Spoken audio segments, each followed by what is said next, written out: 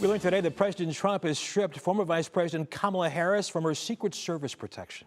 Now, this comes as chaos at the CDC continues as we head into the start of the flu and the COVID season. NBC's Yamich Alcindor has more from Washington. Chaos continues at the CDC as flu and COVID season quickly approach. The White House announcing Jim O'Neill will be interim acting head of the CDC.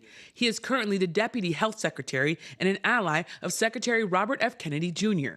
He has no medical training, but worked at the health department in the George W. Bush administration. The announcement comes a day after the White House fired Susan Monarez, the woman President Trump chose just last month to lead the CDC.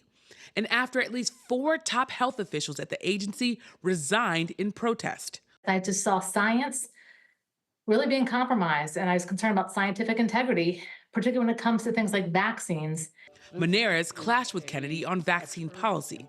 The former acting CDC director explaining the disagreement. He asked her to remove the leaders from CDC, and she was asked to approve, endorse recommendations coming out of the Advisory Committee on Vaccines that she did not believe represented the best science. One of the infectious disease experts who quit said he was optimistic when Kennedy introduced himself in a speech to the CDC. And that's not what's played out. So I'll say that I am not able to trust the secretary or his judgment.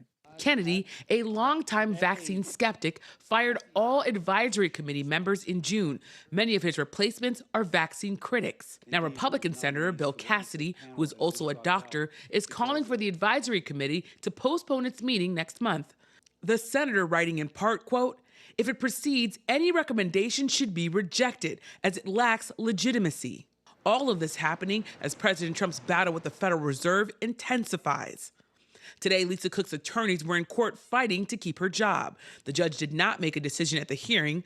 Meanwhile, Democrats are pushing to postpone a hearing to name her replacement.